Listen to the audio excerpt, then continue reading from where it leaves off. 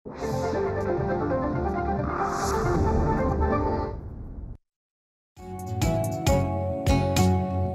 ग्राहक जागो, जागो जागो जागो, झाली नवी पहाट बघा हो. जागो ग्राहक जागो, करताना कुठलीही खरेदी नीट पारखून घ्या हो. जागो. जरी वाटले फसगत झाली सोडून देऊ नका हो. जाणा आपल्या अधिकारांना, कायद्यातल्या तरतुदींना,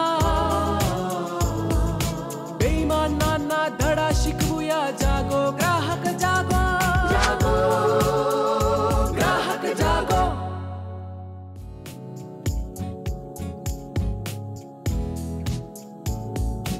नमस्कार. जागो ग्राहकच्या आजच्या भागात मी रश्मी आंबेडकर आपल्या सगळ्यांचं मनापासून स्वागत करते.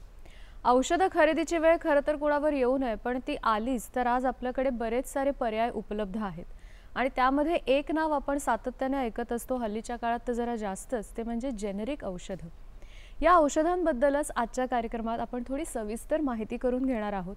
याचा एकंदरीत जागरूकता कशी वाढली पाहिजे किंवा याबद्दलचे काही समज गैरसमज आहेत का, हे सगळं सांगण्यासाठी आपण आपल्या तज्ज्ञांना इथे आमंत्रित केलंय. त्यांची ओळख करून घेऊया. आपल्याबरोबर आहेत मंजिरी घरत मॅडम. नमस्कार मॅडम, कार्यक्रमात तुमचं स्वागत करते. मॅडम उपाध्यक्ष आहेत इंडियन फार्मास्युटिकल असोसिएशनच्या. त्यानंतरच्या आजच्या आपल्या दुसऱ्या तज्ज्ञ आणि ग्राहक प्रतिनिधी म्हणून आलेल्या आहेत ममता आठले मॅडम. नमस्कार, तुमचंही कार्यक्रमात स्वागत. ग्राहक प्रतिनिधी म्हणून तर त्या आहेतच, पण त्या स्वतः फार्मासिस्ट सुद्धा आहेत. आणि आजचे आपले तिसरे तज्ज्ञ डॉक्टर राजेंद्र आगरकर सर.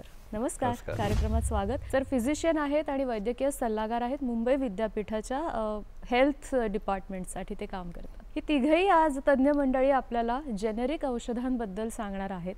मुळात ह्याबद्दल बोलत असताना समज गैरसमज हे मांडत असताना जेनेरिक औषधं म्हणजे काय, इथूनच आपण आधी सुरुवात करूया. मॅडम काय सांगाल? जेनेरिक औषधं म्हणजे काय, हा सुरुवातीचा मुद्दा आहे आपला. तर बघा, एखादी कंपनी औषध उत्पादक जेव्हा नवीन औषध म्हणजे पूर्णतया नवीन मूलद्रव्य जेव्हा बनवतं, तेव्हा त्याच्या मागे अनेक वर्षांचं संशोधन आणि प्रचंड मोठी आर्थिक गुंतवणूक त्याच्या पाठी असते. आणि मग ते मार्केटमध्ये येतं, त्याला संमती मिळते फूड अँड ड्रग ॲडमिनिस्ट्रेशनची, आणि मग ते मार्केटमध्ये येतं. तर हा जी कंपनी जेव्हा हे औषध बाजारात आणते, तेव्हा ते कंपनी त्याला एक विशिष्ट नाव देते आणि त्याला म्हणतात इनोव्हेटर ब्रँड. त्या कंपनीने त्याचं बारसं केलेलं असतं, त्याला म्हणतात इनोव्हेटर ब्रँड. आता त्या कंपनीने प्रचंड आर्थिक गुंतवणूक, मेहनत सगळं केलेलं आहे, त्या कंपनीलाच फक्त पुढचे काही वर्ष ते औषध बनवण्याचा हक्क असतो. दुसरी कोणतीही कंपनी तेच औषध बनवू शकत नाही आणि त्यालाच म्हणतात, म्हणजेच त्या कंपनीला काही वर्षांसाठी, साधारण 20 वर्षांसाठी त्याला स्वामित्व हक्क बहाल केले जातात आणि त्यालाच आता तुम्ही म्हटलात तसं पेटंट म्हणतात. तर ही जी औषधं पेटंट खाली असतात ती तोच उत्पादक बनवू शकतो, तेव्हा इतर उत्पादक मात्र फक्त बघत असतात, त्या औषधाकडे बनवू शकत नसतात. पण जेव्हा पेटंटचा कालावधी संपतो तेव्हा मग इतरही उत्पादक हेच औषध बनवू शकतात आणि मग ते मार्केटमध्ये त्याच औषधाचे मी मूलद्रव्य तेच, पण अनेक ऑफ पेटंट कॉपीज बाजारामध्ये येतात. अच्छा. आणि त्यालाच म्हणतात जेनेरिक औषध. तर जेनेरिक औषध म्हणजे हे पेटंटच्या बाहेर असलेलं औषध आणि त्यामुळे त्याच्यामध्ये स्पर्धा वाढते या सगळ्याच. मूळ कंपनी आणि इतर उत्पादक हे सगळेच औषध बनवत असल्यामुळे त्याची प्राइस अर्थातच कमी होते आणि जी काही इतर उत्पादक आहेत त्यांना आता परत प्रचंड प्रमाणात संशोधन करण्याची गरज नसते. इनोव्हेटर कंपनीने आधीच केलेलं आहे, त्यामुळे त्याच्यामध्ये त्यांना तेवढी प्रचंड आर्थिक गुंतवणूक करावी लागत नाही. मार्केटिंगवरचाही खर्च थोडा कमी असतो आणि त्यामुळे ही जेनेरिक औषधं म्हणजे ऑफ पेटंट कॉपीज ह्या स्वस्त असतात. जर तुम्ही इनोव्हेटर ब्रँड बघितला आणि जर जेनेरिक कॉपीज त्याच्या बघितल्या तर ही औषधं तुलनेने खूप स्वस्त असतात आणि असावीत अशी ही संकल्पना आहे. आता हा झाला जेनेरिकचा एक अर्थ, पण जेनेरिक औषधांचा दुसरा अर्थ म्हणजे औषधाचं बारसं न करता त्याचं जे मूळ नाव आहे त्याच मूळ नावाने बाजारामध्ये औषध येणं. मी समजा पॅरासिटामॉलच्या गोळ्या आहेत तर पॅरासिटामॉल हे औषधी द्रव्य आहे, तर त्याच नावाने जर टॅबलेट्स अवेलेबल असतील मार्केटमध्ये तर ती त्याची जेनेरिक आवृत्ती आहे. तर हे जेनेरिकचे असे दोन अर्थ आहेत. ऑफ पेटंट झालेली औषधं, जुनी झालेली थोडक्यात आपण औषधं म्हणू, आणि दुसरं म्हणजे मूळ नावाने विकली जाणारी औषधं ही जेनेरिक जुनी झालेली औषधं म्हणजे त्याच्यावर संशोधन होऊन आता ती संशोधन होऊन रुळलेली ती सिद्ध आहेत, झालेली रुजलेत, आहेत सिद्ध झाली आणि आहेत. त्यामुळे हां. ती आपण त्यांना जुनं म्हणतोय हां. की आता परत त्याच्यावर काही संशोधन करण्याची गरज गरज नाहीये. नाहीये. हां, त्यामुळे ती बाजारात येताना ती स्वस्त आहेत आणि अनेक उत्पादक मग त्यांची ती एक स्पर्धा चालू होते आणि त्यामुळे अनेक उत्पादक ती औषध बनवत असल्यामुळे ती स्वस्त होऊन जातात. आपण सेफली असं म्हणू शकतो का की मग हे ऑफ पेटंट औषधांचं प्रमाण हे जास्त असेल मार्केटमध्ये? आता तुम्ही जे आता म्हटलात की ऑफ पेटंट औषधाचं प्रमाण जास्त आहे, तर हे खरं आहे. हां. आणि भारतात आणि विदेशामध्ये हां. तुम्ही भारतात फक्त बघितलं तर आता जी आपल्या मार्केटमध्ये औषधं आहेत हं. त्यातली जवळजवळ 95% औषधं ही ऑफ पेटंट आहेत. Is it? म्हणजे त्याची पेटंट एक्सपायर झालेली आहेत अच्छा. आणि ती आता आपल्याला जेनेरिक स्वरूपातच मिळतात. तर त्या बरं. दृष्टीने बघितलं तर भारतामध्ये सगळी जेनेरिक औषधं आहेत. सगळी म्हणजे 90-95% असं आपण म्हणू शकतो. आणि जर तुम्ही जेनेरिकची मी दुसरी संकल्पना सांगितली हो. मूळ नावानी, हो. तर तशी मात्र उपलब्ध अतिशय कमी आहेत. आणि ती औषधं जी मूळ नावानी औषधं उपलब्ध असतात ती साधारण रुग्णालयांमध्ये आपल्याला दिसतात. तर हा एक फरक आहे. आणि जर परदेशात बघितलं आपण तर परदेशामध्ये ब्रँडेड औषध आहे, इनोव्हेटर ब्रँड असतो आणि जेनेरिक नावानी औषधं उपलब्ध असतात आणि जेनेरिक औषधाची किंमत साधारण 75% कमी असते मूळ ब्रँडपेक्षा. आणि आपल्याकडे भारत हा एक असा देश आहे की ज्याच्यामध्ये एक अजून मधला मार्ग आपण काढलेला आहे, त्याला म्हणतात ब्रँडेड जेनेरिक्स. म्हणजे ब्रँडेड जेनेरिक्स म्हणजे काय की आता ही ऑफ पेटंट झालेली औषधं आहेत, इतर उत्पादक ती बनवत आहेत, पण त्या औषधांचं परत ते एक वारसं करतायत आणि त्याला ट्रेड नाव म्हणजे व्यापारी नाव दिलं जातं, विक्री योग्य नाव ज्याला आपण म्हणजे व्यापारी नाव दिलं जातंय. त्यामुळे आपल्याकडे ब्रँडेड जेनेरिक्स प्रचंड प्रमाणात आहेत. म्हणजे अगदी ट्रू जेनेरिक्स किंवा शुद्ध जेनेरिक्स असं जो म्हणायला गेलात की मूळ नावानी उपलब्ध जेनेरिक ही तुम्हाला जास्त करून रुग्णालयामध्ये वगैरेच मिळतात. पण आपल्याला जी विक्रीला आपण जे फार्मसीच्या शॉपमध्ये जातो किंवा डॉक्टर लिहितात ते मेनली ब्रँडेड ब्रँड्स, मूळ ब्रँड किंवा ब्रँडेड जेनेरिक्स हेच असतात. मला सरांना हा प्रश्न विचारायचा आहे की जेनेरिक औषधं काय ह्याच्याबद्दल आपण सविस्तर आपल्या सगळ्या प्रेक्षकांना सांगितलं, पण मुळात ही औषधं निवडण्याची गरज का आणि ही का निवडायची हे तुम्ही आता ह्या क्षेत्रामध्ये इतकी वर्ष कार्यरत आहात, याचं उत्तर तुमच्याकडून जाणून घ्यायला आवडेल.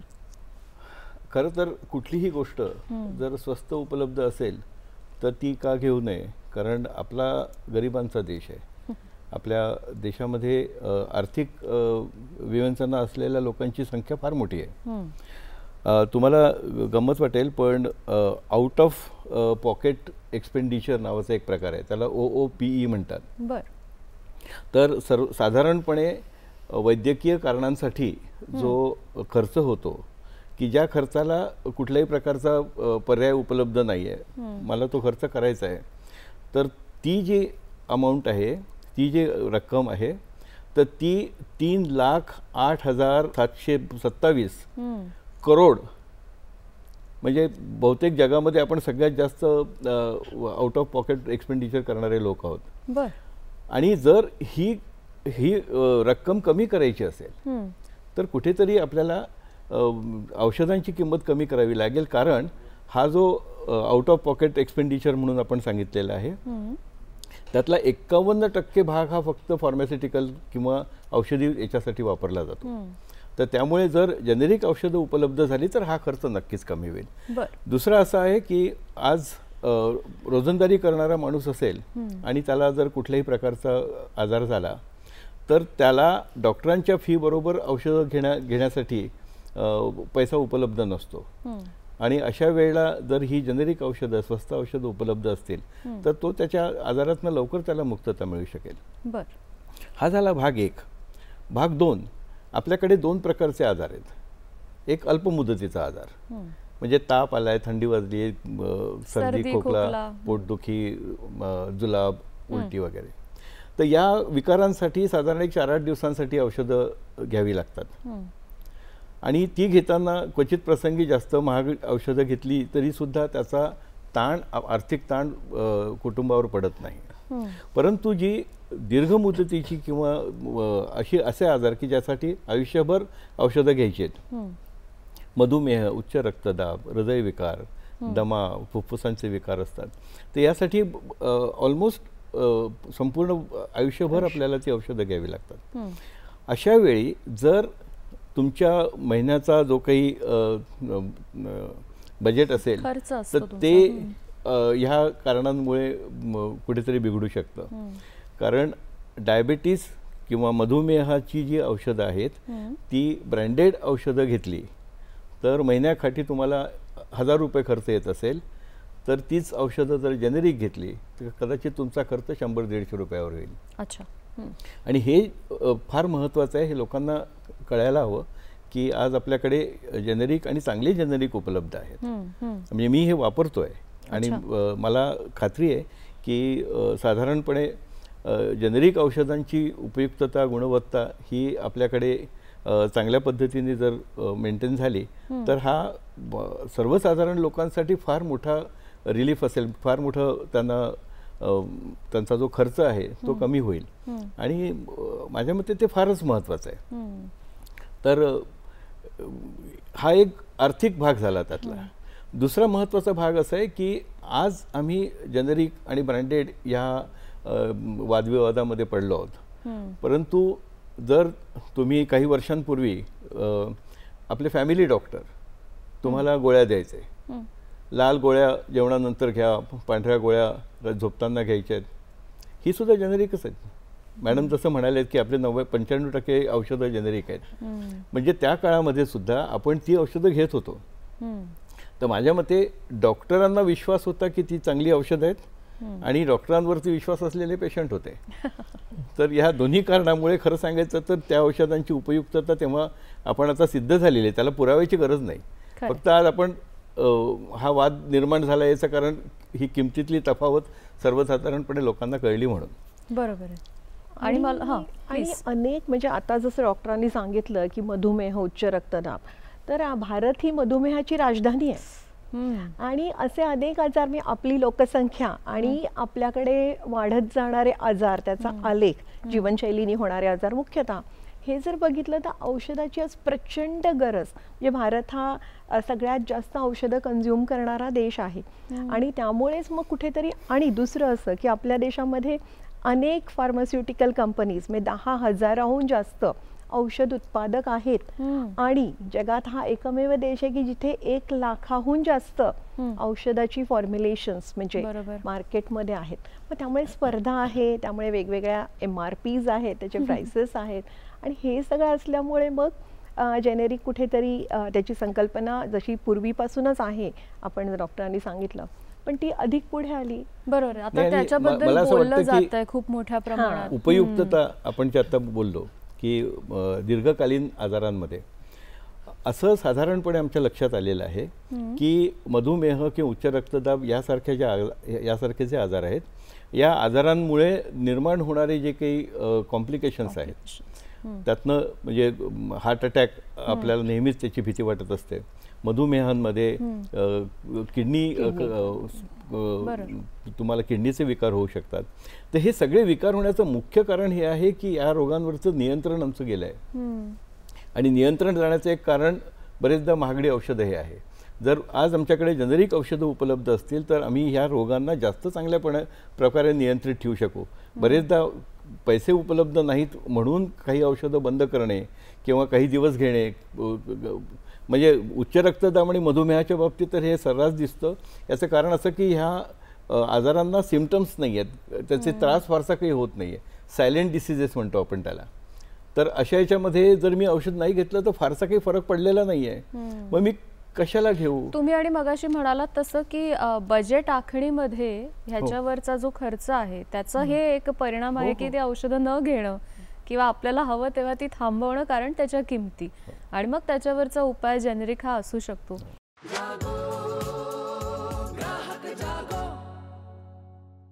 ममता मॅडमना असं विचारायचं आहे की त्या फार्मासिस्ट तर आहेतच, पण आज ग्राहक प्रतिनिधी म्हणून इथे आल्यात, तर तुम्हाला काय वाटतं की जेनेरिक औषधांकडे बघण्याची एक मानसिकता ग्राहकांची काय आहे? कारण अल्टिमेटली सरांनी त्यांच्या प्रोफेशन बद्दल सांगितलं, मॅडमनी फार्मासिस्ट आणि त्याच्याबद्दल सांगितलं, पण ग्राहकांची मानसिकता सुद्धा महत्वाची आहे ना या बाबतीत. आता बघा, औषधं ही आपली आता मूलभूत गरज बनली आहे अनफॉर्च्युनेटली. औषध घेत नाही असा माणूस आता आपल्याला औषधाला सुद्धा सापडणार नाही, अशी परिस्थिती आहे. तर आता जर ग्राहकांच्या बाबतीत बघायला झालं तर त्याच्या आर्थिक स्तराप्रमाणे आहे. एक तर कसं आहे, जीवनशैलीशी निगडित आजार जसं डॉक्टर म्हणले रक्तदाब, मधुमेह हे वाढत चाललेत. आता दुसरी गोष्ट काय आहे की ग्राहकाची आर्थिक स्तर काय आहे ग्राहकाचा. जर अगदी तो आर्थिकदृष्ट्या दुर्बल गटात असेल तर त्याची काळजी काय असते की मला जी काही ट्रीटमेंट दिली आहे डॉक्टरांनी ती मला कंटिन्यू करता येईल का, ती मला पूर्ण करता येईल का. आणि जो थोडा मध्यम म्हणजे उच्च किंवा मध्यम गटातला जो ग्राहक आहे त्याला असं हे असतं की डॉक्टर आधी मला ते प्रिस्क्रिप्शन देतील का जेनेरिक ड्रगचं. अच्छा. की मी मागतोय खरं पण ते मिळेल का, ते औषध मला सहज उपलब्ध असेल का मार्केटमध्ये. त्यानंतर पुढचं म्हणजे त्याचा मला तेवढाच फायदा होईल का, म्हणजे जे मी आतापर्यंत औषध घेतोय त्याच्यावरून आता मी ह्याच्यावर स्विच केल्यावर मला खरंच त्याचा तेवढा फायदा होईल का, काही दुष्परिणाम तर होणार नाहीत ना. म्हणजे हे असे अनेक प्रश्न ग्राहकाच्या मनात निर्माण होतात. मग परत म्हटलं तसं की कॅटेगरी वाईज आहे. आता आर्थिक स्तरावर ज्याला खायची चिंता आहे आणि ज्याला आपण डॉक्टर म्हणले की जसं जीवनशैलीशी निगडित आजार आहे तर तो औषध कंटिन्यू करू शकेल की नाही याची खात्री नाही. आणि कॅन्सर सारखे वगैरे आजार तर तो तर एक वेगळाच प्रश्न आहे. म्हणजे त्याच्यामध्ये पण ही औषधं जेनेरिक महत्वाचा रोल प्ले करतात. ग्राहकांचं आत्ता त्यांनी जे सांगितलं की ह्या सगळ्या बाबतीत काही वेळेला गैरसमज आपण असं म्हणू शकू की हे निर्माण होतात. मला तुम्हाला विचारायचं की हे ऑथेंटिसिटी किंवा हे औषध जे जेनेरिक आहे हे योग्य आहे, ह्याची ऑथेंटिसिटी काय, म्हणजे कशा पद्धतीने ती ग्राहकाने त्याच्याकडे पाहिलं पाहिजे, कारण सगळा मुद्दा तिथे येतो. शेवटी कुठलंही औषध घेताना ते सुरक्षित असलं पाहिजे आणि गुणकारी असलं पाहिजे, म्हणजे सेफ आणि इफेक्टिव्ह असलं पाहिजे आणि वाजवी दरात मिळालं पाहिजे, माफक दरात मिळालं पाहिजे, ही आपली अपेक्षा आहे, कोणाचीही अपेक्षा आहे. तर ग्राहकांना आता जी औषधं आपल्या मार्केटमध्ये उपलब्ध असतात तर ती सगळी ही लायसन्सधारी म्हणजे ज्यांच्याकडे अधिकृत परवाना आहे अशा फार्मसीजमधनं, केमिस्ट शॉप्समधनं ती मिळत असतात. आणि प्रत्येक बाजारात येणारं औषध म्हणजे जे फार्मसीमध्ये आहे किंवा रुग्णालयामध्ये आहे तर ही सगळीच औषधं ही फूड अँड ड्रग ॲडमिनिस्ट्रेशन किंवा ड्रग्स कंट्रोल डिपार्टमेंटनी मान्यता दिलेलीच औषधं आहेत. त्यामुळे ती अधिकृतरित्या त्यांना परवानगी मिळूनच ती मार्केटमध्ये आलेली आहेत. त्यामुळे त्या औषधाचा परिणाम हा चांगला असणार किंवा असावा हीच अपेक्षा आणि ते त्याप्रमाणे असायलाही हवं. आता मी असंही म्हणणार नाही की जी औषधं महाग आहेत की ती उत्तमच असतात आणि जी स्वस्त आहेत त्यांच्यामध्ये काहीतरी दोष आहे असंही नाही. कारण तुम्हाला सांगेन की अन्न आणि औषध प्रशासन दर महिन्याला काही औषधाचं सॅम्पलिंग करतं आणि टेस्टिंग करतं आणि नॉट ऑफ स्टँडर्ड क्वालिटी म्हणजे योग्य दर्जाची नाहीत, काहीतरी त्यात कमी आहे अशा औषधांची यादी प्रसिद्ध केली जाते. आता ह्याच्यामध्ये सर्वच प्रकारची औषधं असतात, म्हणजे असं नाही की केवळ आणि केवळ स्वस्तातली औषधं अशी असतात, असं काही समीकरण फिक्स आपण नाही म्हणू शकत. पण ही औषधं म्हणजे ग्राहकांनी घ्यावीत आणि डॉक्टरांनी ती लिहावीत हे निश्चित, कारण ती औषधं ही अधिकृतरित्या मान्य झालेली आहेत आणि ती मार्केटमध्ये आलेली आहेत. फक्त एवढंच आहे की ज्या जेनेरिक औषधं मार्केटमध्ये येतात तेव्हा जे इनोव्हेटर ब्रँडवर ज्या काही चाचण्या केलेल्या असतात, म्हणजे काही एक चाचण्या केल्या जातात जेनेरिकवर पण आणि इनोव्हेटरवर पण काही म्हणजे औषध रक्तात किती पोचलं आणि त्याचा नेमका थेराप्युटिक आउटकम आहे, त्याचा नेमका गुण काय येतो, तर हे करण्याची सक्ती जेनेरिक औषधांवर फारशी नाही, सक्ती नाही. कारण का की ही औषधं आपण मगाशी म्हटलं तसं ऑफ पेटंट जुनी आहेत, ती सिद्ध झालेली आहेत. त्यामुळे तशी सक्ती सरसकट सगळ्या जेनेरिक औषधांवर नाही. पण 2018 मध्ये शासनाने निर्णय घेतला आणि त्यामुळे काही औषधांवर ही सक्ती आता झालेली आहे. किती औषधात म्हणजे त्याच्यामध्ये आपण बायोफार्मास्युटिकल क्लासिफिकेशन BCS सिस्टीम प्रमाणे जी औषधांची सोल्युबिलिटी कमी आहे, जी औषधं काही मेंदूवर काम करतात, जी औषधं प्रोटीन किंवा पेप्टाइड स्वरूपात आहेत, तर या औषधांवरची त्यांना सक्ती केलेली आहे की त्याचं bio equivalence, bio availability studies व्हायला हवेत. पण क्लिनिकल ट्रायल्स म्हणजे त्याच्याही पुढे जाऊन एक अजून काही भाग असतो ते करण्याची गरज नाही, कारण ती सिद्ध झालेली औषधं आहेत. पण प्रत्येक नवीन फॉर्म्युला जेनेरिक औषधांचा औषध मूळ तेच असेल, त्याचं सॉल्ट तेच असेल, त्याचं कॉम्पोजिशन तेच असेल, पण इतर एक्सिपियंट्स जे आपण त्याला म्हणतो इतर घटक ते वेगळे असू शकतात ना. बरोबर आहे. त्यामुळे परत त्याची रक्तातली पातळी आणि त्याचा गुण याच्यासाठी बाहेरच्या देशांमध्ये बहुतेक सर्व जेनेरिक औषधांवर ही सक्ती आहे. हो, म्हणजे कारण बायो त्याचं परत अवेलेबिलिटी आणि त्याचं बायो production इक्विव्हॅलन्स वेगळ्याकडनं केलं स्टडीज जातंय त्याच्यामुळे. आणि हा आपल्या देशामध्ये ब्रँडेड जेनेरिक्स आपण बोललो तर आपल्या देशामध्ये असंही आहे की आज मी औषध मार्केट करेन पण मी ते तिसऱ्या कोणाकडनं तरी करून घेईन. हां. थर्ड पार्टी मॅन्युफॅक्चरिंग आहे, लोन लायसन्सेस आहे. तर हे सगळे वेगवेगळे प्रकार असल्यामुळे त्याच्यामध्ये निर्माता एक औषधाचा आणि विकणारा एक असं दोन भाग झालेले असतात. आणि जरा काही त्यात काही गडबड झाली औषधाच्या क्वालिटीमध्ये तर मेनली औषधाचा जो उत्पादक असतो मग तो थर्ड पार्टी मॅन्युफॅक्चरर असला तरी त्याला जबाबदार धरलं जातं. मी येणार आहे की फार्मासिस्टचा ह्याच्यामध्ये रोल कसा महत्त्वाचा आहे ह्या सगळ्याबद्दल आपण बोलूया. पण ह्या चर्चेमध्ये एक गोष्ट अशी जाणवतीये की मुळात डॉक्टर्स जे आहेत त्यांनी हे प्रिस्क्रिप्शनमध्ये लिहून देणं, जर आपल्याला ह्याची लोकप्रियता हा शब्द बरोबर नाहीये खरं, औषधं घेऊ नये त्याच्याच मताचे आपण आहोत, पण ती लोकांपर्यंत पोहोचावीत त्यांच्या सोयीसाठी, यासाठी डॉक्टरांनी ते प्रिस्क्राईब करणं आवश्यक आहे. सर, याबद्दल तुम्ही आणखीन काय सांगाल? हो, मला असं वाटतं की जेनेरिक औषधं जर एखाद्या रुग्णाने घ्यायची असेल तर त्याच्या डॉक्टरांचा सपोर्ट त्याला खूप महत्त्वाचा आहे. बरोबर. आणि आजही आपल्याकडे डॉक्टर म्हणतील ती पूर्व दिशा आजाराच्या संदर्भात लोक मानतात. म्हणजे जर मीच त्यांना सांगितलं की हे औषध घे तुला त्याचा फायदा होईल तर त्याला तो विश्वास असतो. आणि मला असं वाटतं की परवा आम्ही चर्चेमध्ये औषध साक्षरता हा शब्द मंजिरी ताईंनी वापरला आणि मला वाटतं तो फार महत्त्वाचा आहे की आपल्याकडे साधारणपणे ती औषध साक्षरता जर निर्माण झाली आणि रुग्ण हा सुद्धा जागरूक असेल, त्याला दरवेळेला डॉक्टरांना काही सांगण्याची गरज पडू नये. कारण खरं सांगायचं तर डॉक्टर आणि रुग्ण यांच्यामधला जो संवाद आहे हा खरं सांगायचं तर आपल्या वैद्यकीय जे काही यश आपल्याला मिळतं तर त्याचा गाभा आहे. ज्या वेळेला हा संवाद उत्तम असेल त्यावेळेलाच खरं सांगायचं तर सगळं काही व्यवस्थित होतं. तर या ठिकाणी जेव्हा रुग्णाच्या मनात असं येतं की मला हे स्वस्त औषध घेतलं तर काय हरकत आहे, आणि त्या डॉक्टरांना त्यांनी विचारलं की डॉक्टर यातनं काही स्वस्त पर्याय उपलब्ध आहेत का, तर तो पर्याय सांगताना डॉक्टरांना हा विश्वास असला पाहिजे की मी जो सांगतोय तो पर्याय योग्य आहे आणि त्याची गुणवत्ता चांगली आहे. कारण कुठल्याही डॉक्टरांना तू तुझ्या जबाबदारीवर घे अशा पद्धतीचं वक्तव्य करता येत नाही, करू नये. खरं. कारण पेशंट हा जेव्हा तुमच्याकडे येतो तेव्हा तुमची जबाबदारी आहे त्याला योग्य ते औषध देणं, योग्य त्या पद्धतीने समजावून सांगणं. करेक्ट. तर त्यामुळे मला असं वाटतं की डॉक्टरांच्या मनामध्ये जर काही शंका असतील तर त्या शंका पेशंटशी चर्चा करून सुटता येणार नाहीत. मग त्यासाठी तुम्हाला जे धोरणकर्ते आहेत त्यांच्याशी संवाद साधायला पाहिजे. किंवा एखादं औषध आपल्याकडे प्रत्येक औषध जेव्हा निर्माण होतं तो उत्पादक जो असतो त्याला औषधची प्रत्येक बॅच त्याच्या काही विशिष्ट टेस्ट कराव्या लागतात आणि त्या टेस्ट झाल्यानंतरच त्याला ते औषध वितरित करण्याची परवानगी असते. तर या ठिकाणी ते जे सर्टिफिकेट आहे ते सर्टिफिकेट उपलब्ध आहे. अच्छा. तर जर डॉक्टरांना जर शंका असेल तर त्यांनी त्या उत्पादकांकडनं ते सर्टिफिकेट मागवून घ्यावं, ते त्याचा अभ्यास करावा आणि त्याप्रमाणे ठरवावं की हे सर्टिफिकेट आहे याचा अर्थ या औषधाची गुणवत्ता जी ब्रँडेड औषधांनी एवढीच आहे आणि हा विश्वास डॉक्टरला आला की तो पेशंट पर्यंत पोहोचू शकतो. आणि मला असं वाटतं की या संदर्भात धोरणकर्ते आणि डॉक्टर यांनी काहीतरी पद्धतीने एक नवीन संवाद सुरू करणं गरजेचं आहे. कारण आत्ता मंजिरी ताईंनी जो मुद्दा सांगितला की थर्ड पार्टी कडनं उत्पादक तो थर्ड पार्टी उत्पादक असतो आणि विक्रेता म्हणजे मार्केटिंग कंपनी वेगळीच असते.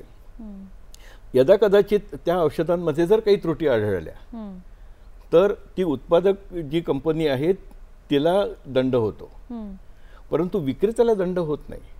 माझ्या मते जर विक्रेता आणि उत्पादक या दोघांनाही जबाबदार धरलं तर विक्रेता सुद्धा त्या औषधांची गुणवत्ता तपासल्याशिवाय ते विकणार नाहीत. बरोबर. माझ्या मते ही जबाबदारी ची जाणीव आपल्याकडे सर्वत्र व्हायला पाहिजे आणि त्यातनं त्यासाठी औषध साक्षरता हा अत्यंत महत्त्वाचा भाग आहे.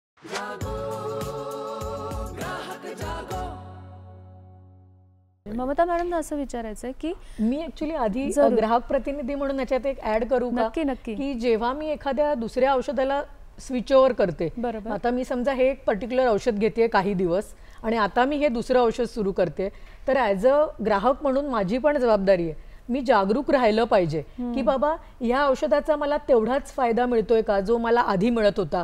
तर हे मी कसं करू शकते? एक तर मी रक्ताची चाचणी करून बघू शकते की माझे रिझल्ट कसे येत आहेत, मला तसंच जे आधी माझं होतं तसंच जी पातळी आहे ती मेंटेन राहतीये का. बरोबर. आणि दुसरं म्हणजे जर मला काही वेगळे इफेक्ट, त्याला आम्ही साईड इफेक्ट म्हणतो, दुष्परिणाम काही जाणवायला लागले, तर ताबडतोब मला डॉक्टरला ते जाऊन सांगणं की बाबा हे असं असं मला ह्याचा त्रास होतोय, हे पण ॲज अ जागरूक ग्राहक म्हणून आपलं कर्तव्य आहे. किंवा जे रुग्ण असतात त्यांनी सुद्धा आपल्या जे विश्वासातले डॉक्टर्स आहेत त्यांना जर स्वतःहून सांगितलं की ह्याच्यासाठी मला कुठला जेनेरिक पर्याय आहे का, तर मला वाटतं हे अधिक चांगल्या प्रकारे पोहोचायला सुरुवात होईल, बरोबर. नाही का? म्हणजे आता समजा डॉक्टरांनी प्रिस्क्रिप्शन लिहून दिलं आणि जर मी जाऊन औषध पहिल्यांदा घेतलं आणि मला असं लक्षात आलं, कारण तिथपर्यंत मला माहित नसणार की औषधाची बरोबर. किंमत काय आहे. बरोबर. मी फार्मसीमध्ये गेल्यानंतरच मला असं म्हणणार की अरे 500 रुपयाला 10 टॅबलेट, हे जरा महागच आहे.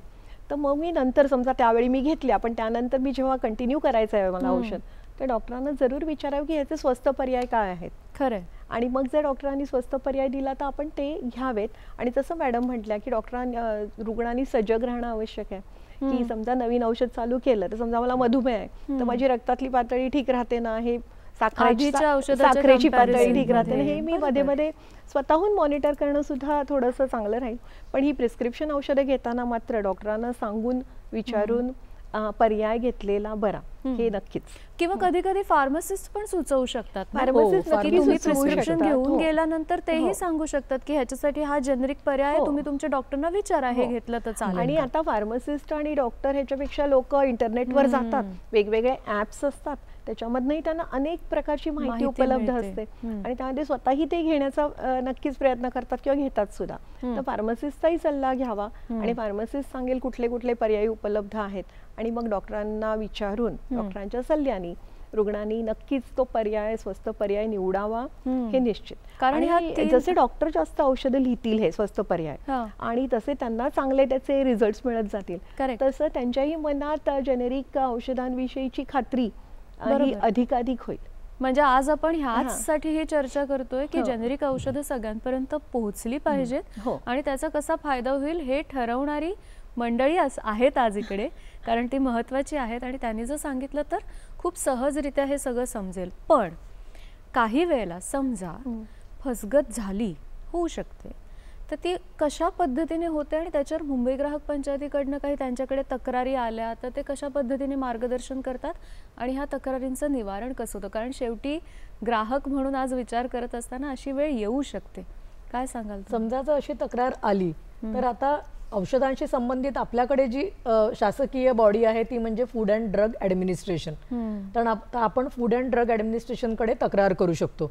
पण त्यासाठी आपल्याला आपण जे औषध घेतलंय त्याचं कार्टन, ती स्ट्रीप, बिल, हे सगळं जपून ठेवायला पाहिजे.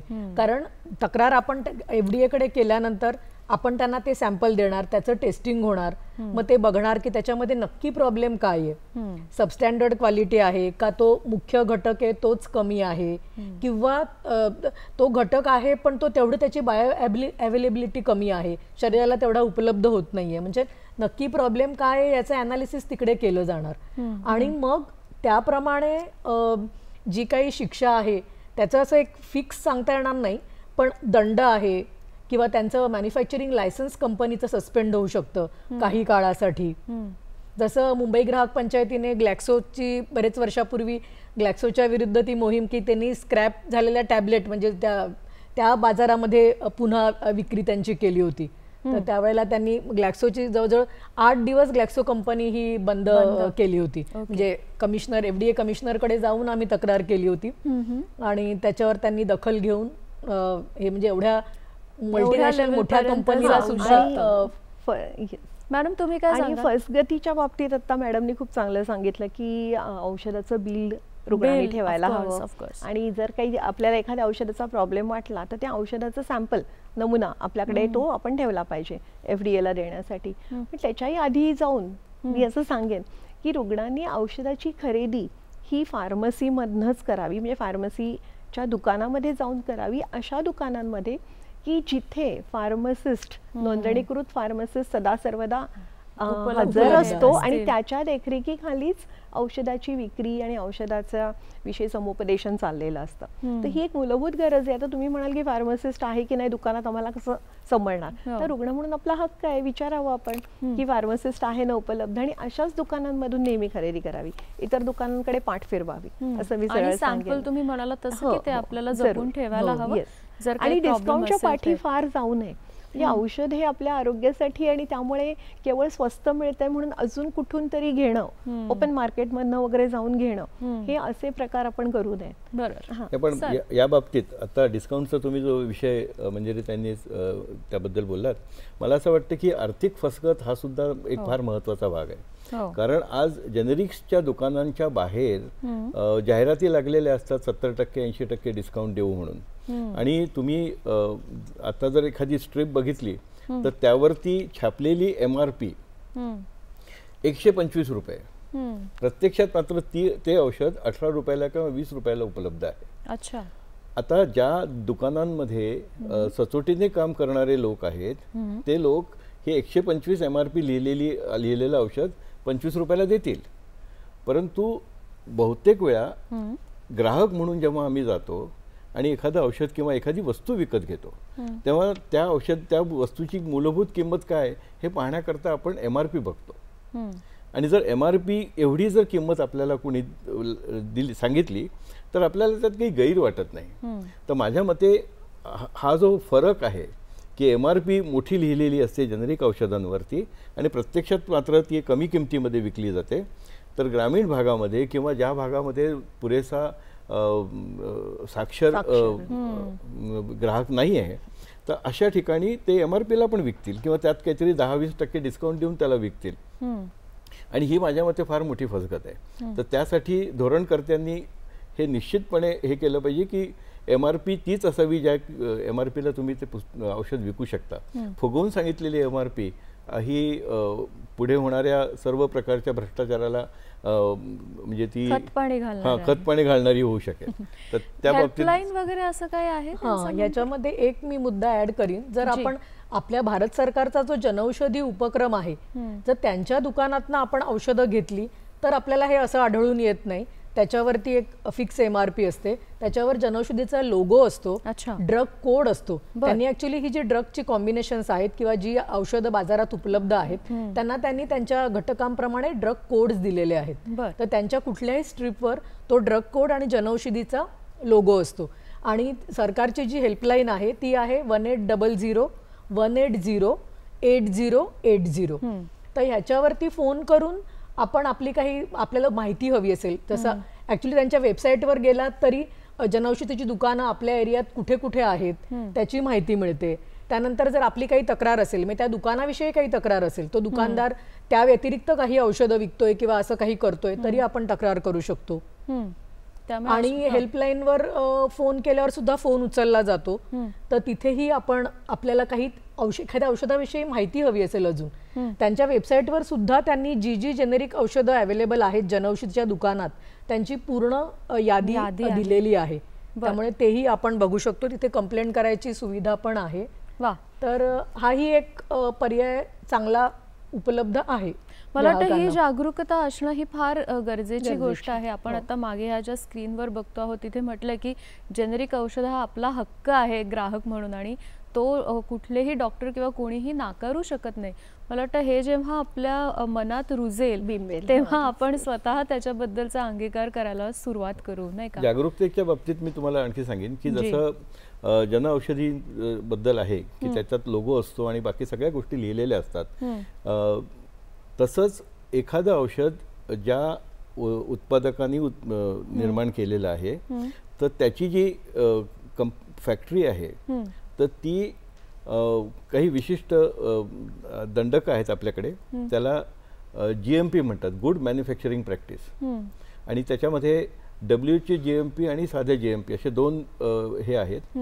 तर प्रत्येक औषधांच्या कार्टनवरती किंवा स्ट्रीपवरती manufactured by WHO GMP certified company असं लिहिलेलं असतं. आणि माझ्या मते जेव्हा आपण जनऔषधी सोडून इतर काही औषधं इतर काही कंपन्यांची औषधं जर घेणार असू आणि आपण फारसं ते नाव ऐकलं नसेल, त्या कंपनीचंही नाव ऐकलं नसेल, तर अशा वेळी किमान आपण त्या मॅन्युफॅक्चरिंग युनिट जे आहे त्याच्याकडे WHO GMP सर्टिफाईड कंपनी आहे का हे पाहणं माझ्या मते गरजेचं आहे. अच्छा, हे ओव्हरऑलच आपण जागरूकतेबद्दलचा हा मुद्दा आहे महत्त्वाचा.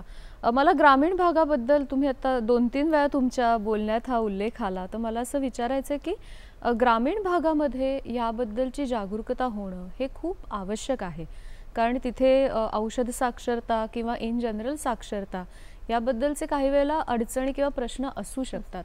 तर ग्रामीण भागामध्ये आपण ह्याबद्दल कशा पद्धतीने अधिकाधिक पोहोचू शकू? मला तिघांनाही त्या लेवल तुमचे जे कार्यकक्ष आहे त्याप्रमाणे विचारायचं आहे. मॅडम, तुमच्यापासून. तुम्ही जसं म्हटलात की ग्रामीण भागामध्ये आवश्यकता आहे, तर हे खरं आहे.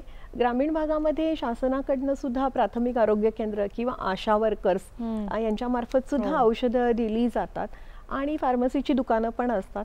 तर मला वाटतं तिथे लोकांना एक विश्वास असतो की फार्मसिस्ट काय सांगेल त्याच्याबद्दल सुद्धा, किंवा बाकी डॉक्टरांबद्दल, आणि त्यांच्याचकडनं हा अवेअरनेस ही जनजागरण व्हायला हरकत नाही. बाकी माध्यमं आहेत, जसं रेडिओ आहे किंवा काही सोशल मीडिया पण असतं, ग्रामीण भागात सगळीकडेच तो पोहोचलेला आहे. तर हे झपाट्याने हा अवेअरनेस सगळीकडेच पसरतोय, नाही असं नाही. शहरी भाग असो किंवा ग्रामीण भाग असो.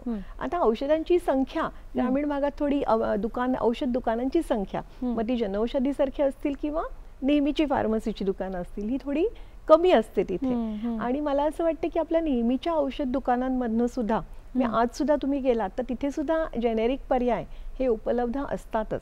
तर त्यांनी सुद्धा, फार्मसिस्टने सुद्धा हे जेनेरिक पर्याय आपल्या आसपासच्या डॉक्टरांनाही सांगावे की माझ्याकडे हे खरं तर यादीच द्यावी की माझ्याकडे समजा एक सिप्रोफ्लोक्सासिन, तर त्याचे हे पर्याय उपलब्ध आहेत, ब्रँडेड जेनेरिक जे काय असतील ते. तर त्याप्रमाणे त्याच्या किमती हे जर उपलब्ध करून दिलं तर मला वाटतं ते डॉक्टर सुद्धा जास्त लिहायला लागतील ती औषधं, आणि त्याचा फायदा रुग्णांना होईल शेवटी, की त्यांचे पैसे म्हणजे वाचतील. जसं डॉक्टर म्हटले की आउट ऑफ पॉकेट एक्सपेन्सेस हे आपल्या देशामध्ये हे प्रचंड आहे. आणि तुम्ही म्हणालात तसं की जेनेरिक औषधांचं प्रमाण खूप आहे ना, आपल्याला व्हरायटी खूप आहे त्याची. सर्वच प्रकारची औषधं, म्हणजे जेनेरिक औषधे ही ऑफ पेटंट कॉपी सगळीच औषधं त्याच्यामध्ये मिळतात. सगळ्या थेरापेटिक कॅटेगरीज त्याच्यामध्ये आहेत. त्यामुळे असं काही नाही की जेनेरिक मध्ये हे औषध उपलब्ध नाही. एखाद्या जेनेरिकच्या दुकानात पर्टिक्युलर एखादं औषध उपलब्ध नाही असं होऊ शकतं. पण इन जनरल सगळीच औषधं जेनेरिक या स्वरूपात, म्हणजे ब्रँडेड जेनेरिकच जास्त करून म्हणेन मी, भारतात उपलब्ध आहेत आपल्याकडे. मॅडम, तुम्ही काय सांगा? बिंग अ फार्मासिस्ट, मला असं वाटतं, म्हणजे ते आमच्या ह्याच्यात पुस्तकात म्हटलंच जातं की फार्मसिस्ट हा डॉक्टर आणि पेशंट मधला दुवा आहे. तर खरं फार्मसिस्ट ह्या इथे खूप छान काम करू शकतो, कारण त्याला औषधांचं सगळं नॉलेज असतं. त्यामुळे, कारण ग्रामीण भागात आपण कितीही म्हटलं तरी त्यांना वैद्यकीय सुविधा या आपल्या इतक्या उपलब्ध नसतात. डॉक्टर जरी म्हटलं तरी इतके डॉक्टर अवेलेबल नसतात. त्यावेळेला फार्मसिस्ट त्या पेशंटला खूप छान मार्गदर्शन करू शकतो की कुठला पर्याय आहे, बरं त्याला जे औषध दिले त्याचं बघणं व्यवस्थित, की ह्याची सुटेबिलिटी, किंवा त्याला काही मार्गदर्शन, हे औषध कसं घ्यायचं. किंवा हल्ली कसं झालंय की मेडिकल उपकरणं वापरण्याचं प्रमाण पण वाढलंय. अर्थात आता थोडंसं ग्रामीण भाग पुन्हा तो एक मुद्दा आहे, पण म्हणजे डायबिटीस आपण घरच्या घरी चेक करतो, ब्लड प्रेशर चेक करतो. तर मग अशा वेळेला ती उपकरणं कशी वापरायची हे अगदी आपल्याला सुद्धा माहिती नसतं. मग अशा वेळेला तो दुकानातला फार्मसिस्ट आपल्याला व्यवस्थित समजावून सांगतो की बाबा हे असं वापरा. तर त्यासाठी पण त्याचा उपयोग होतो. शिवाय हे जे पर्याय कोणकोणते आहेत उपलब्ध, की हे औषध तुम्हाला दिलंय, तर ह्याच्यात जर समजा मला काही परवडत नाहीये, काही दुसरा प्रॉब्लेम आहे, तर हे पर्याय उपलब्ध आहेत. याच्यात म्हणजे तो रुग्णाला खूपच चांगल्या तऱ्हेने मदत करू शकतो. आणि कुठेतरी पुढे जाऊन फार्मसिस्टला हा हक्क सुद्धा मिळायला हवा, याविषयी विचार चालू आहे की जर ब्रँड ए डॉक्टरांनी लिहिलाय तर ब्रँड बी, म्हणजे तो जेनेरिक ब्रँड असेल समजा, ब्रँडेड जेनेरिक, देण्याचा मला अधिकार असला पाहिजे. सो बाहेरच्या देशामध्ये फार्मसिस्टना आहे की ड्रग सबस्टिट्यूशन करण्याचा आत्ताचा जो आपला कायदा आहे तो म्हणतो की जर डॉक्टरांनी जे औषध लिहिलं, म्हणजे जो ब्रँड लिहिला समजा, तर तेच मी द्यायला हवं.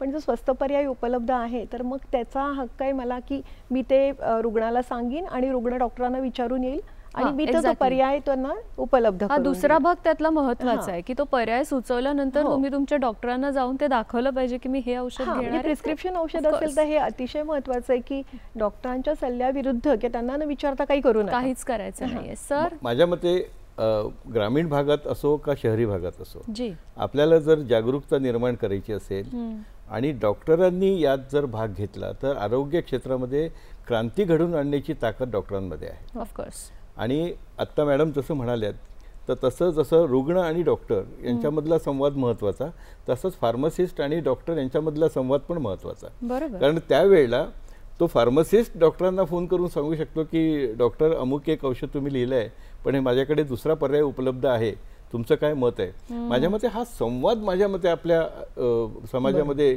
जरा जास्त रुळायला हवा. बरोबर. आपण आजकाल बोलत नाही आहोत. आपण सध्या मार्केटिंगचा जास्त विचार करतोय संवादापेक्षा. तर डॉक्टरांनी जर आपल्याला जेनेरिक औषधांच्या संदर्भामध्ये उघडपणे सांगायला सुरुवात केली की माझा अनुभव आहे, मी ही वापरली आहेत आणि माझ्या मते स्वतःचा अनुभव हा सगळ्यात मोठा पुरावा असतो एखाद्या गोष्टीची गुणवत्ता सिद्ध करण्याचा. तर अशा वेळी ह्या सगळ्या म्हणजे ग्रामीण भागामध्ये विशेषतः डॉक्टरांचं ऐकायला लोक तयार असतात आणि जर डॉक्टरांनी ते समजावून सांगितलं आणि फार्मसिस्ट सुद्धा त्याच्याबरोबरच असेल तर माझ्या मते ही क्रांती घडवून आणू शकतो आपण. कारण ती फार गरजेची आहे. बरोबर. कारण औषधं योग्य पद्धतीने घेतली रुग्ण बरा होईल. तो बरा न होण्यासाठी आपण काहीच म्हणजे त्याचं काहीच कारण नाही आहे तसं करण्यासाठी. त्यामुळे आपल्याला ती औषधं त्याच्यापर्यंत त्याला मिळावी.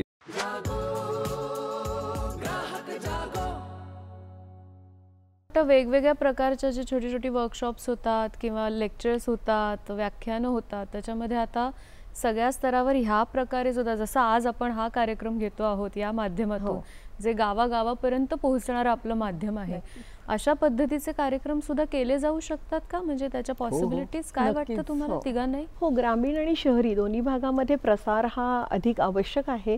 आणि त्यासाठी मध्ये केंद्र शासनाने एक सूचनाही काढली होती की औषध दुकानांमध्ये सुद्धा जेनेरिक औषधं उपलब्ध किंवा जेनेरिक औषधांसाठी एक वेगळा कप्पा असा असावा. आणि बऱ्याचशा फार्मसीमध्ये तुम्हाला दिसतं की त्यांनी लिहिलेलं आहे की जेनेरिक औषधं उपलब्ध. ही एक थेट सूचना ग्राहकांकडे जातीये की जेनेरिक औषधं उपलब्ध, की त्यांनाही विचारावं की म्हणजे जेनेरिक औषधं म्हणजे काय. तर हाही एक प्रसाराचा खूप मोठा भाग आहे. आणि अर्थातच जसं आपण म्हटलं की हा एक चर्चेचा विषय व्हायला पाहिजे. एकमेकाशी संवाद साधताना सुद्धा म्हणजे दोन मित्र बोलतायत, शेजारी शेजारी बोलतायत की इथे औषधं स्वस्त मिळतात आणि ती चांगली आहेत. तर हा प्रसार म्हणजे एक आपण म्हणतो माउथ पब्लिसिटी ही सुद्धा व्हायला पाहिजे. पण अर्थात याचा मूळ स्रोत आहे की डॉक्टरांनी औषधं लिहिली आणि डॉक्टरांमध्ये हा अधिक जागरूकता आली आणि विश्वासार्हता त्यांना वाटली या सगळ्या औषधांची.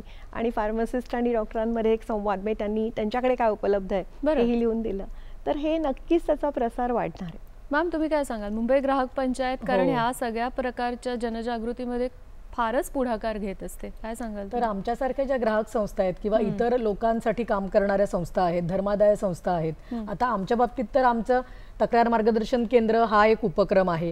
त्यानंतर आमचं जे दर महिन्याचं मॅगझिन आहे ग्राहक तितुका मिळवावा, त्याच्यामध्ये आम्ही ह्या विषयाबद्दल लेख म्हणजे सगळेच विषय आम्ही ग्राहकाशी निगडीत सगळेच विषय कव्हर करायचा प्रयत्न करतो.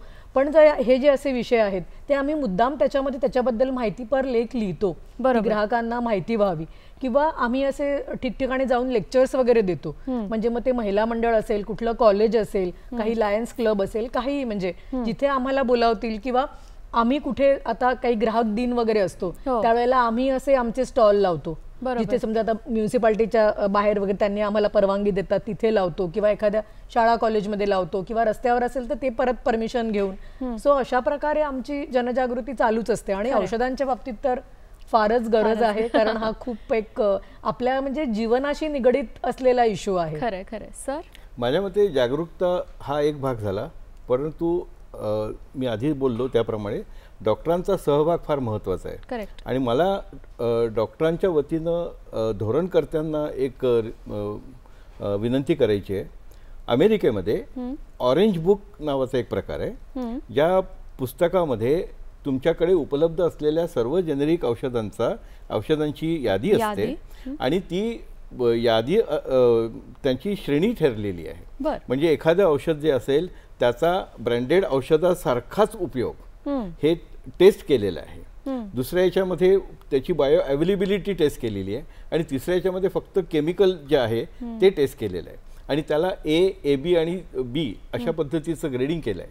माझ्या मते अशा पद्धतीची ऑरेंज बुक आपल्याकडे जर असेल तर आणि ते कुठल्याही दर महिन्याला ते अपडेट करतात आणि आपल्या मोबाईलवर ती सहजपणे उपलब्ध होऊ शकेल, तर डॉक्टरांना ते एक मार्गदर्शक ठरू शकेल की मला अमुक एका रोगासाठी औषध द्यायचं आहे आणि त्याला मला त्याचा जो थेरपेटिक इफेक्ट आहे तो तसाच हवा आहे, त्यासाठी कुठली औषधं उपलब्ध आहेत, त्याची ग्रेडिंग काय आहे. आणि माझ्या मते हा प्रकार जर झाला तर डॉक्टरांना उत्साह वाढेल त्यांचा जेनेरिक औषधं वापरताना. त्यांच्या मनामध्ये आलेली शंका त्यांना व्यक्त करून दाखवता येत नाही, त्यामुळे ती कृतीतनं व्यक्त होते. तर माझ्या मते त्यासाठी धोरणकर्त्यांनी ऑरेंज बुकचा जो पर्याय आहे तो आपल्याकडे उपलब्ध करून द्यायला हवा. आणि हा अतिशय महत्त्वाचा मुद्दा आहे. जर ऑरेंज बुक सारखं आपल्याकडे जर काही गायडन्स डॉक्युमेंट आलं तर फार महत्त्वाचं होईल. आणि त्याच्यासाठी मग काय करायला लागेल तर जेनेरिक औषधांवर बायो अवेलेबिलिटी आणि बायो इक्विव्हॅलन्स स्टडीज हे सरसकट सगळ्यांवर हे सक्तीचे करतात. म्हणजे आणि मग त्याच्यावर आधारित आपण ऑरेंज बुक सारखं काहीतरी डॉक्युमेंट निर्माण करू शकतो की जे अतिशय उत्तम मार्गदर्शक असेल डॉक्टरांसाठी. म्हणजे आता ज्या थोड्या औषधांसाठी हे जे आता आहे चालू झालेलं आहे ते सगळ्यांसाठी होईल आणि मग ती सरसकट आपण पोहोचवू शकू. हो हो. परदेशामध्ये ह्याचा विस्तार कितपत आहे जेनेरिक परदेशामध्ये? आता समजा अमेरिका जर तुम्ही एक देश घेतला तर अमेरिकेमध्ये ह्याचा विस्तार प्रचंड आहे. आणि जसं मी मगाशी म्हटलं की ब्रँडेड औषध आणि जेनेरिक औषध याच्यामध्ये 75% साधारण औषधाची किंमत जेनेरिकची कमी असते. आणि डॉक्टर सुद्धा लिहिताना प्रिस्क्रिप्शन मध्ये ब्रँडेड औषध लिहिलं समजा तर जेनेरिक सबस्टिट्यूशन अलाउड असं सुद्धा लिहितात. आणि फार्मसिस्ट ते जेनेरिक सबस्टिट्यूशन देऊ शकतो. आणि अनेक तुम्हाला माहिती आहे अमेरिकेमध्ये इन्शुरन्स कंपनीज ह्याचा प्रभाव खूप आहे आणि बहुतेक सगळी जनता ही मेडिकल इन्शुरन्स असतो त्यांचा. आणि इन्शुरन्समध्ये सुद्धा जेनेरिक औषधं असतील तर त्यांची ती ॲक्सेप्ट जास्त लवकर केली जातात किंवा किंबहुना त्यांची यादी असते त्याच्यामध्ये ही बरीचशी जेनेरिक औषधांचीच नावं समाविष्ट असतात. आणि त्यामुळे तिथे हा प्रचंड प्रमाणामध्ये ही वापरली जातात जेनेरिक औषधं. आणि भारत हा त्याचा एक मुख्य निर्यातदार आहे. आपण म्हणजे India is pharmacy of the world आणि जेनेरिक औषधं निर्यात करणारा भारत हा एक प्रमुख देश आहे. आणि बऱ्याचशा देशांमधली 30 ते 70% औषधं ही भारतातनं तिथे गेलेली असतात. आणि ती मूलतः म्हणजे जेनेरिक स्वरूपात असतात, म्हणजे जेनेरिक कॅटेगरी मधली असतात. मला एक प्रश्न आणखीन एक विचारायचा आहे की औषधांची किंमत कमी झाल्यावर त्याचा उगाचच वापर, विशेष करून जे ओव्हर द काउंटर मिळतात ज्याच्यासाठी प्रिस्क्रिप्शनची गरज पडत नाही, असे सुद्धा जेनेरिक मिळतच असतील ना किंवा ब्रँडेड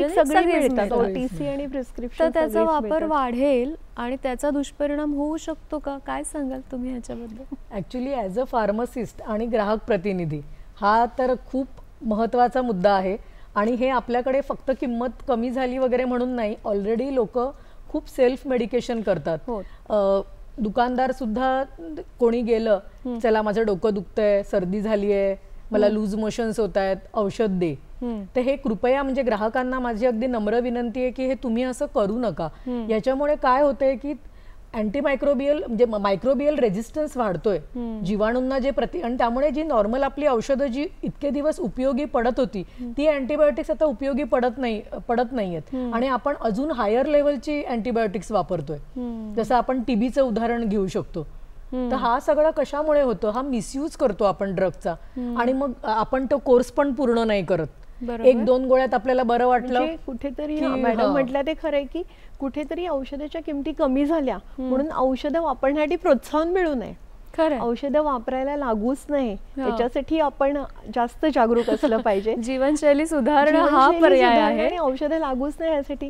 कारण कधी कधी इतक्या जाहिराती होतात औषधांच्या किमती कमी झाल्या किंवा डिस्काउंट इतका आहे की कुठेतरी समजा अँटासिड म्हणजे ऍसिडिटीवरच्या औषधाची जाहिरात असेल आणि त्या अगदी 2-5 रुपयाला 10 गोळ्या असतील तर मला असं वाटेल की ऍसिडिटी होऊ नये यासाठी मी काय वेळेवर जेवणं, तामसी न खाणं वगैरे हे सगळं करण्यापेक्षा असू दे ना ऍसिडिटी झाली तर मी घेईन 2 रुपयाची औषधं, असं कुठेतरी होऊ नये की हे एक प्रत्यक्षरित्या प्रोत्साहन लोकांना मिळू नये. आणि मॅडम जसं म्हटलं अँटीबायोटिक रेझिस्टन्स, त्याच्यामध्ये बाहेरच्या देशामधनं रिसर्च झालेला आहे भारतासाठी, आणि त्याच्यामध्ये अँटीबायोटिक अतिशय स्वस्त मिळणं हे सुद्धा एक त्यात मुद्दा हा चर्चेला गेला आहे की त्यामुळे समजा आता एखाद्याचं पोट बिघडलं तर जाऊन ओरल रिहायड्रेशन सॉल्ट म्हणजे पुनर्जलीकरणासाठी काही ORS घेण्याच्या ऐवजी लोकांनी थेट अँटीबायोटिक घेतले, कारण त्याची किंमत अतिशय कमी होती, त्यामुळे ते त्यांच्या आड नाही आलं.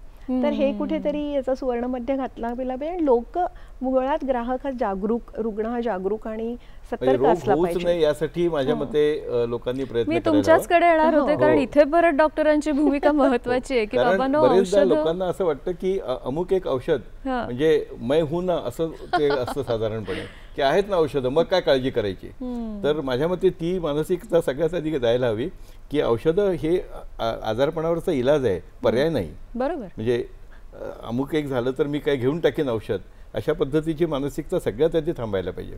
कारण इतक्या मोठ्या प्रमाणामध्ये सेल्फ मेडिकेशन होतं आणि लोकांना त्याच्यामुळे होणारे दुष्परिणामाची कल्पना पण नसते. खरंय खरंय. कारण कुठेतरी केव्हा तरी डॉक्टरांनी औषध देताना हे सेफ आहे असं म्हटलं की त्याचा अर्थ आपण आयुष्यभर घेऊ शकतो, अशा पद्धतीचा विचार करणारे लोक आहेत. बरोबर. एक थोडा निष्काळजी दृष्टिकोन म्हणजे कॅज्युअल ॲटिट्यूड म्हणतो ना, तसं आपल्याकडे आपल्याला सगळ्यांनाच आपल्याकडे आरोग्य आणि औषधं दोन्ही बाबतीत आहे. मला वाटतं ग्राहकांनी याकडे फारच म्हणजे लक्ष देणं गरजेचं आहे. स्पेसिफिकली ऍड करायला आवडेल की व्हिटॅमिन सप्लिमेंट्स आणि न्यूट्रास्युटिकल्स यांचा तर अक्षरशः म्हणजे आता बोकाळलेला हा शब्द अगदी योग्य आहे. सुळसुळाट. ठीक आहे, तुम्हाला जेवणात नाही मिळत आहे, ही एक गोळी घ्या, काही प्रॉब्लेम नाही. आणि मग असं आपण खरंच तेवढी ती विटॅमिन एक तर शरीराला गरज आहे का, आणि ती निघून जातात शरीराच्या बाहेर, किंवा काही विटॅमिनचा एक्सेस प्रमाणात गेल्यामुळे दुष्परिणाम पण आहेत. तर त्यामुळे आणि न्यूट्रास्युटिकल म्हणजे खरोखरच की ही पावडर घ्या, मग तुम्ही नाही जेवलात तरी फरक पडत नाही तुमचे. बापरे. म्हणजे याच्याविषयी सुद्धा स्वमनाने उगाच अतिरेकी औषधं घेऊ नयेत. आणि डिस्पेन्सिंग सुद्धा औषधांचं, OTC औषधांचं सोडून प्रिस्क्रिप्शन शिवाय होऊ नये. बरं. अगदी आता शेवटचा प्रश्न जाता जाता विचारायचा आहे की जेनेरिक औषधांबद्दल आपल्या मनात जागरूकता निर्माण व्हावी यासाठी एकेका वाक्यामध्ये तुम्ही काय सांगाल तिघही जण? मी सरांपासून सुरू करते आणि मॅडम तुम्ही शेवटी. सर. डॉक्टर आणि पेशंटच्या संवादामध्ये हा विषय असायला हवा आणि डॉक्टरांना त्या जेनेरिक औषधांबद्दलचा विश्वास हा पेशंटपर्यंत पोहोचवता आला पाहिजे. क्या बात आहे मॅडम. फार्मासिस्ट, डॉक्टर आणि पेशंट यांच्यामधला खऱ्या अर्थाने दुवा व्हायला पाहिजे. जे फॉरेनमध्ये आहे हॉस्पिटल फार्मासिस्ट किंवा क्लिनिकल फार्मासिस्ट, ते खऱ्या अर्थाने जर इथे झालं तर नक्कीच खूप फरक पडेल. मॅडम, ग्राहकांनी अधिक संवेदनशील होणं गरजेचं आहे आणि अधिक जागरूक होणं गरजेचं आहे. आणि फार्मासिस्ट आणि डॉक्टर या दोघांशीही ग्राहकांनी, रुग्णांनी अधिक बोलावं आणि याविषयीचे पर्याय विचारावेत आणि जागरूकपणे ते त्यांनी निवडावेत. जेनेरिक औषधांबद्दल आज छान माहिती, तुम्ही सोप्या शब्दात याबद्दलची माहिती मिळणं खरंच खूप आवश्यक आहे आणि ती तुम्ही दिलीत आणि अनेक महत्त्वाच्या गोष्टी त्यानिमित्ताने आपल्या सगळ्या प्रेक्षकांपर्यंत पोहोचल्या. समज गैरसमज सगळेच आपण आज कव्हर करण्याचा प्रयत्न केला. तुम्ही तिघे इथे आलात आणि छान माहिती दिलीत, तुमचे मनापासून आभार मानते. आणि ह्या तज्ज्ञांनी तर त्यांची माहिती दिली, ग्राहक म्हणून आपणही काही गोष्टींचा अभ्यास करून पुढचं पाऊल उचलणं हे फार गरजेचं आहे. हे या निमित्ताने आपल्यापर्यंत पोहोचलंय. आपण पुन्हा भेटूया नव्या विषयासह. आज इथेच थांबतो आहोत. नमस्कार.